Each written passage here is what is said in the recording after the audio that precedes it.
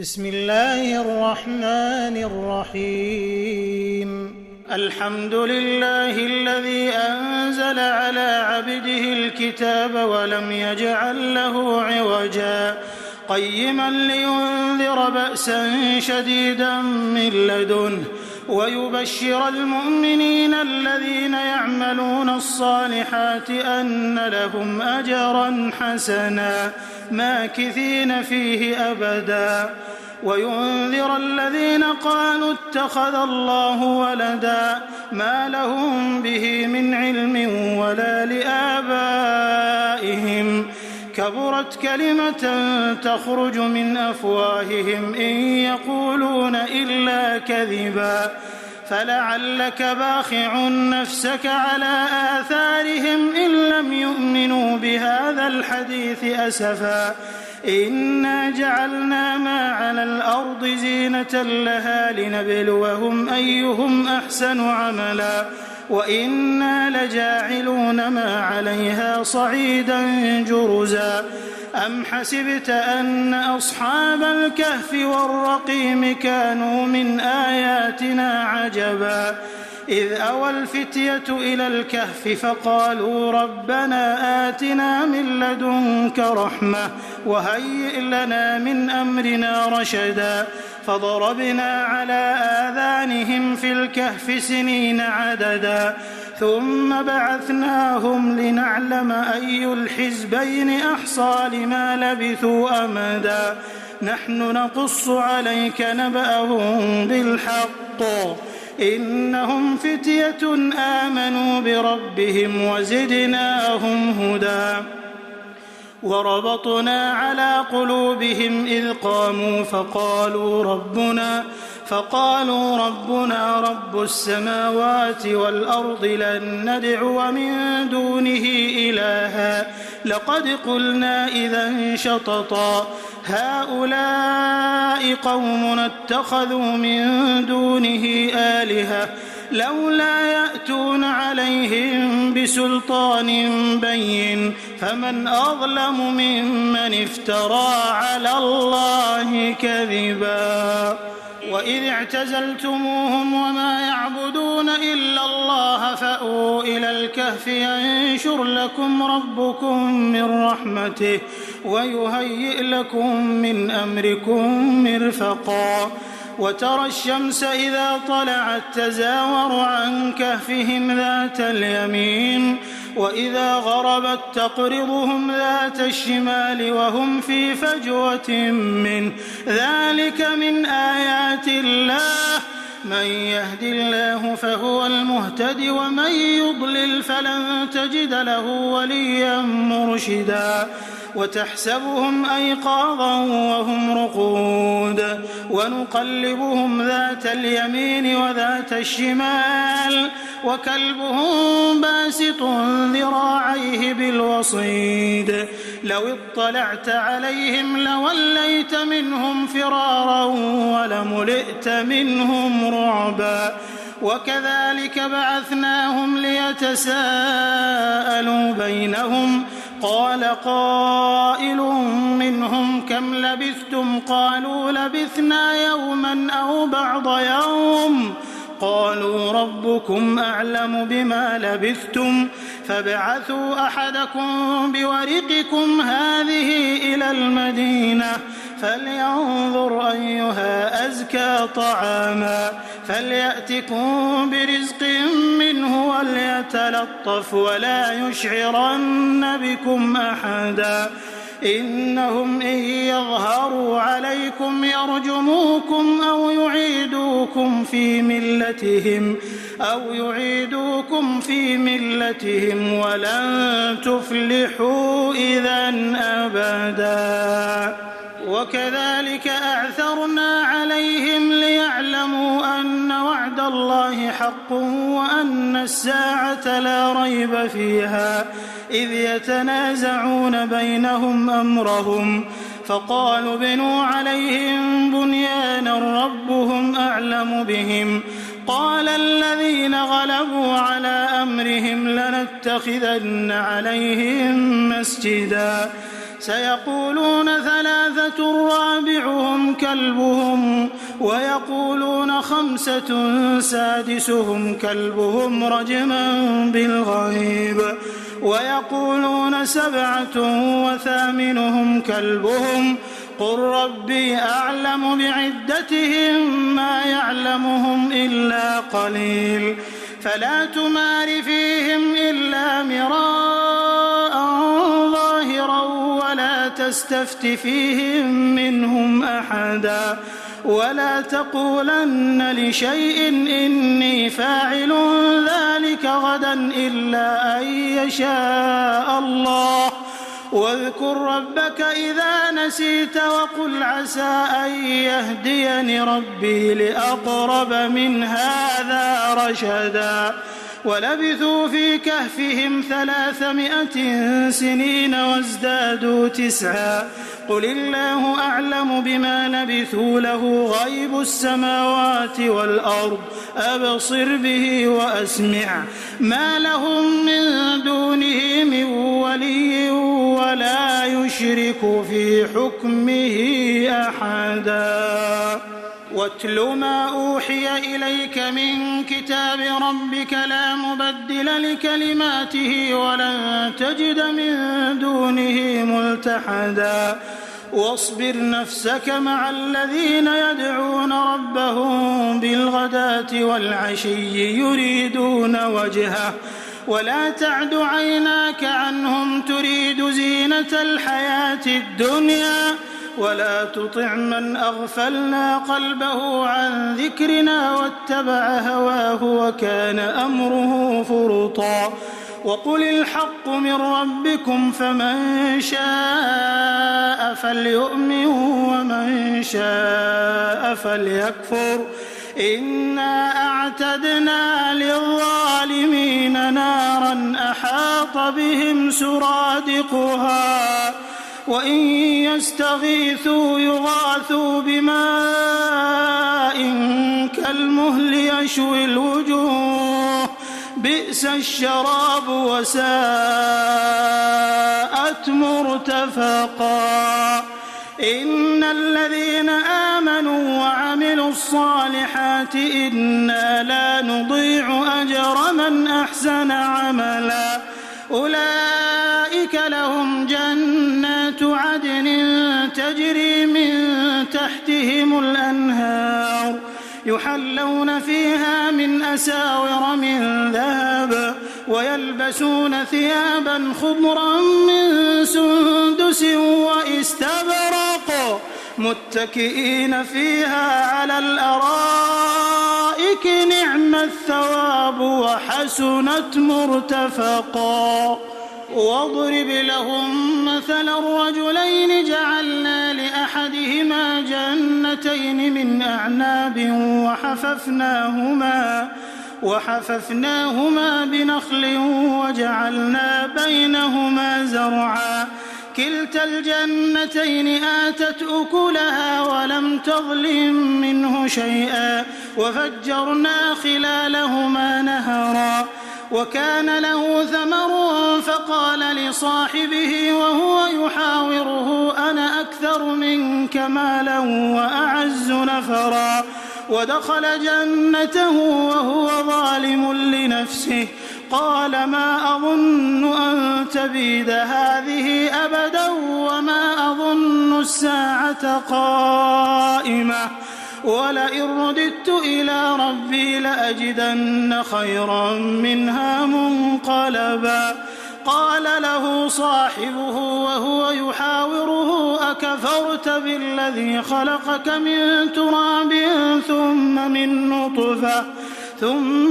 نطفة ثم سواك رجلا لكن هو الله ربي ولا أشرك بربي أحدا لكن هو الله ربي ولا أشرك بربي أحدا ولولا إذ دخلت جنتك قلت ما شاء الله لا قوة إلا بالله إن ترني أنا أقل منك مالا وولدا فعسى ربي أن يؤتيني خيرا من جنتك ويرسل عليها حسبانا من السماء فتصبح صعيدا زلقا أو يصبح ماؤها غورا فلن تستطيع له طلبا وأحيط بثمره فأصبح يقلب كفيه على ما أنفق فيها وهي خاوية على عروشها ويقول يا ليتني لم أشرك بربي أحدا ولم تكن له فئة ينصرونه من دون الله وما كان منتصرا هنالك الولاية لله الحق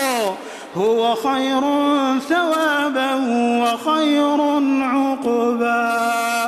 واضرب لهم مثل الحياة الدنيا كماء أنزلناه من السماء فاختلط به نبات الأرض فأصبح هشيما تذروه الرياح وكان الله على كل شيء مقتدرا المال والبنون زينة الحياة الدنيا والباقيات الصالحات خير عند ربك ثوابا وخير أملا ويوم نسير الجبال وترى الأرض بارزة وحشرناهم فلم نغادر منهم أحدا وعرضوا على ربك صفا لقد جئتمونا كما خلقناكم أول مرة بل زعمتم أن لن نجعل لكم موعدا ووضع الكتاب فترى المجرمين مشفقين مما فيه ويقولون يا ويلتنا ما لهذا الكتاب لا يغادر صغيرة ولا كبيرة إلا أحصاها ووجدوا ما عملوا حاضرا ولا يظلم ربك أحدا وإذ قلنا للملائكة اسجدوا لآدم فسجدوا إلا إبليس كان من الجن ففسق عن أمر ربه أفتتخذونه وذريته أولياء من دوني وهم لكم عدو بئس للظالمين بدلا ما أشهدتهم خلق السماوات والأرض ولا خلق أنفسهم وما كنت متخذ المضلين عضدا ويوم يقول نادوا شركائي الذين زعمتم فدعوهم فلم يستجيبوا لهم وجعلنا بينهم موبقا ورأى المجرمون النار فظنوا أنهم مواقعوها ولم يجدوا عنها مصرفا ولقد صرفنا في هذا القرآن للناس من كل مثل وكان الإنسان أكثر شيء جدلا وما منع الناس أن يؤمنوا إذ جاءهم الهدى ويستغفروا ربهم إلا أن تأتيهم سنة الأولين أو يأتيهم العذاب قبلا وما نرسل المرسلين إلا مبشرين ومنذرين ويجادل الذين كفروا بالباطل ليدحضوا به الحق واتخذوا آياتي وما أنذروا هزوا ومن أظلم ممن ذكر بآيات ربه فأعرض عنها ونسي ما قدمت يداه إنا جعلنا على قلوبهم أكنة أن يفقهوه وفي آذانهم وقرا وإن تدعهم إلى الهدى فلن يهتدوا إذا أبدا وربك الغفور ذو الرحمة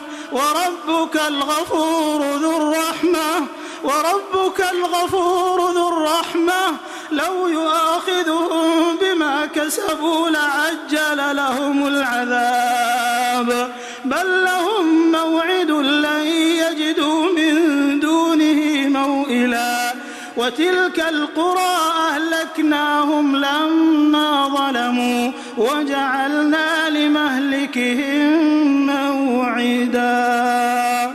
وإذ قال موسى لفتاه لا أبرح حتى أبلغ مجمع البحرين أو أمضي حقبا فلما بلغا مجمع بينهما نسيا حوتهما فاتخذ سبيله في البحر سربا فلما جاوزا قال لفتاه آتنا غداءنا لقد لقينا من سفرنا هذا نصبا قال أرأيت إذ أوينا إلى الصخرة فإني نسيت الحوت وما أنسانيه إلا الشيطان أن أذكره واتخذ سبيله في البحر عجبا قال ذلك ما كنا نبغي فارتدا على آثارهما قصصا فوجدا عبدا من عبادنا آتيناه رحمة من عندنا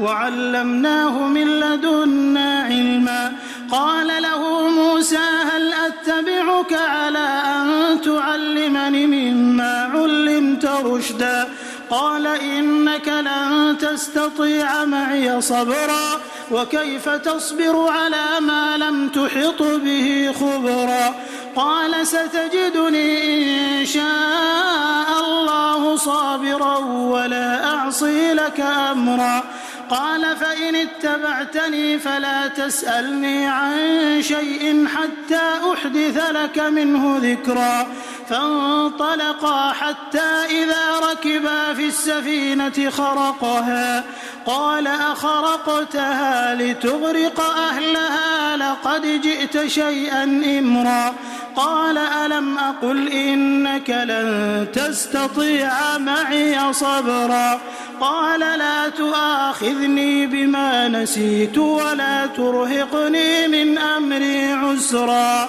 فانطلقا حتى إذا لقيا غلاما فقتله قال أقتلت نفسا زكية بغير نفس لقد جئت شيئا نكرا قال ألم أقل لك إنك لن تستطيع معي صبرا قال إن سألتك عن شيء بعدها فلا تصاحبني قد بلغت من لدني عذرا فانطلقا حتى إذا أتيا أهل قرية استطعما أهلها فأبوا أن يضيفوهما فوجدا فيها جدارا يريد أن ينقض فأقامه قال لو شئت لاتخذت عليه أجرا قال هذا فراق بيني وبينك سأنبئك بتأويل ما لم تستطع عليه صبرا أما السفينة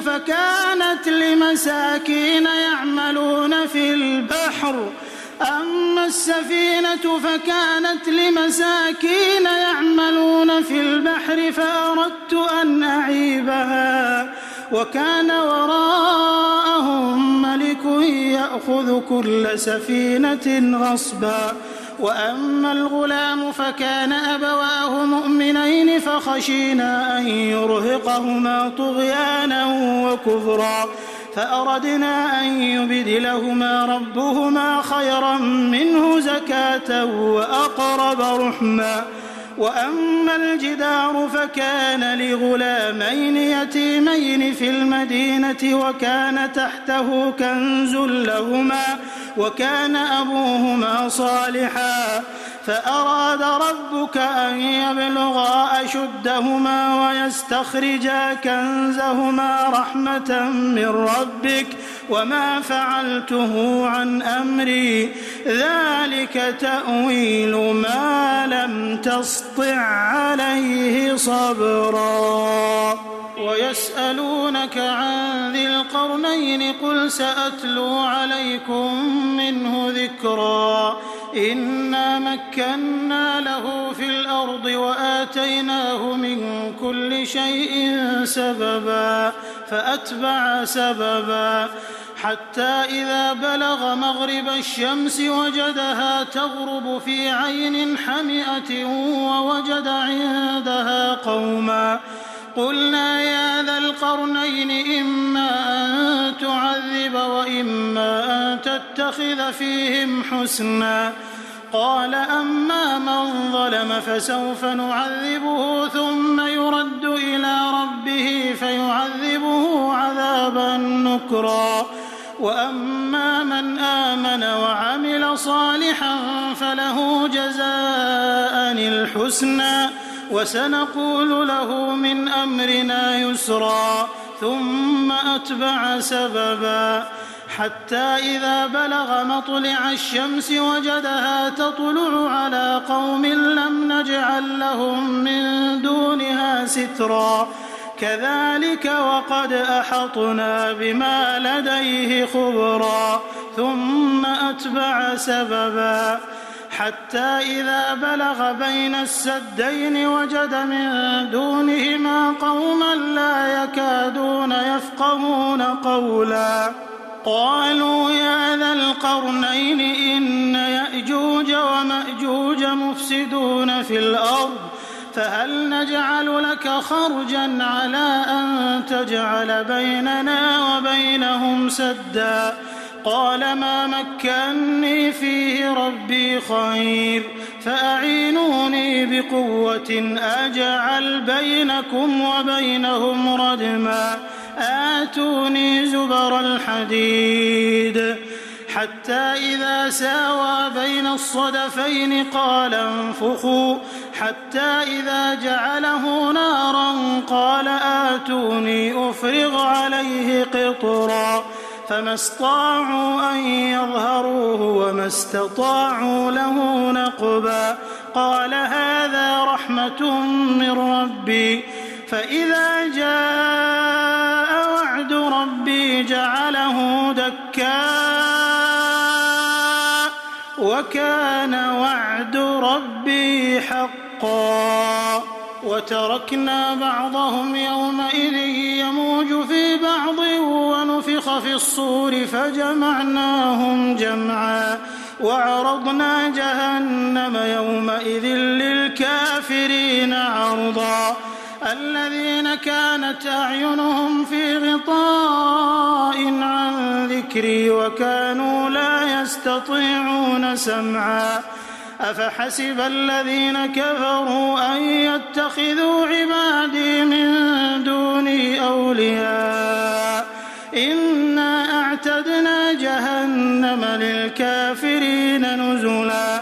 قل هل ننبئكم بالأخسرين أعمالا الذين ضل سعيهم في الحياة الدنيا وهم يحسبون أنهم يحسنون صنعا أولئك الذين كفروا بآيات ربهم ولقائه فحبطت أعمالهم فلا نقيم لهم يوم القيامة وزنا ذلك جزاؤهم جهنم بما كفروا واتخذوا آياتي ورسلي هزوا